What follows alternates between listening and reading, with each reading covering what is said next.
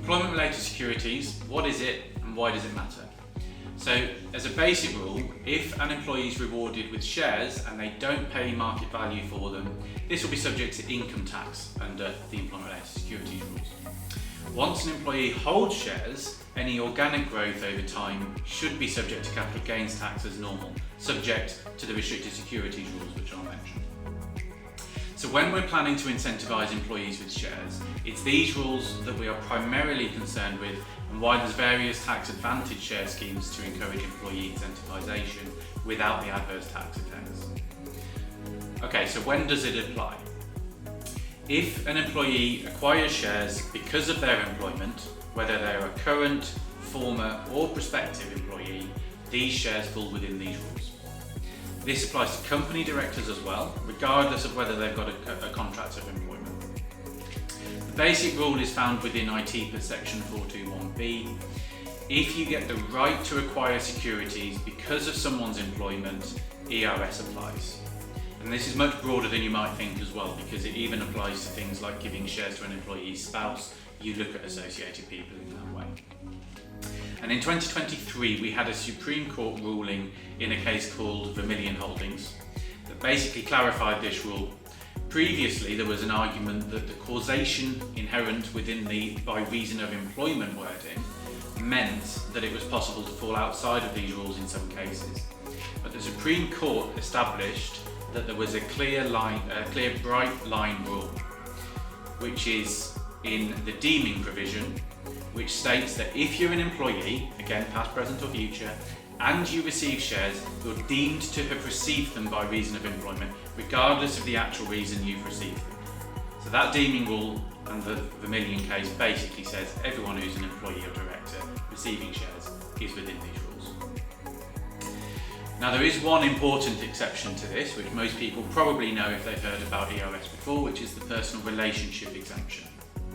So ERS doesn't apply if an individual makes shares available in the normal course of domestic, family or personal relationships. And HMRC say that they take a common sense view of this. Generally speaking, family members are much less at risk of not meeting this rule. So for example, a father retiring and giving shares to his son and daughter who happen to work in the business, HMRC's own manuals say that this would clearly meet the personal relationship exemption. But if you give shares to a child along with a load of other employees, potentially, actually HMRC will look at that and say it's because of the employment instead. So the key question, would you have given those shares to that employee if it wasn't for your personal relationship or for the employment relationship? And where things get really expensive is when the restricted securities rules apply as well. So once you've established whether the employee is within ERS, we then need to consider whether the shares are restricted securities. And most shares in the owner-managed business sector will be, because they'll have rights that will be subject to forfeiture if they leave the company, or that limit who they can sell them to among shareholders or to the public, etc.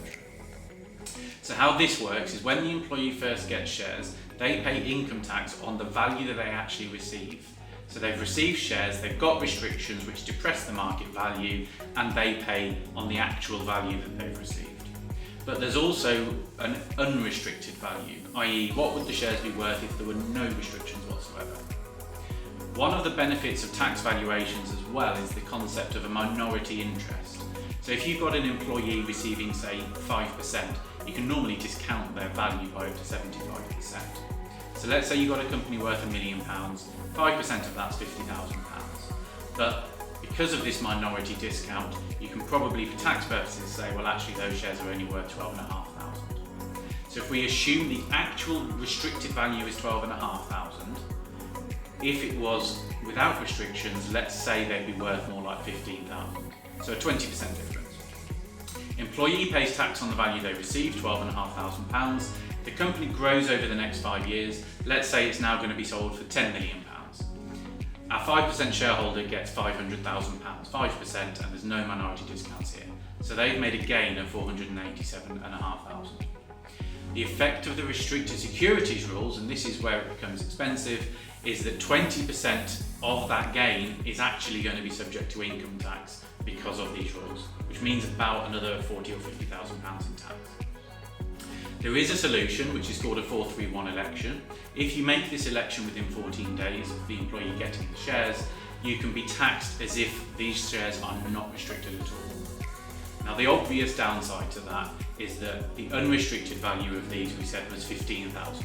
So they're paying tax on 15 instead of 12.5. But what that means is when they sell them, they're going to be paying tax on the gain fully subject to CGT. So that will save them something like £40,000 or £50,000 by signing that election, but paying an extra £1,000 or so upfront. So employment related securities rules are particularly complex. If you're looking at rewarding employees with shares, all of this needs to be considered. If you fall foul of any of these rules, this is where we consider planning like share option schemes, growth shares, to mitigate the upfront income tax charge, and hopefully all future growth in value will be subject to capital gains tax. It's really important to understand how these rules work and how they apply in each individual situation. As always, like, comment, share. It lets me know that these videos are well received, and if you have any comments or interpretation of this legislation, really interested to hear everyone's thoughts.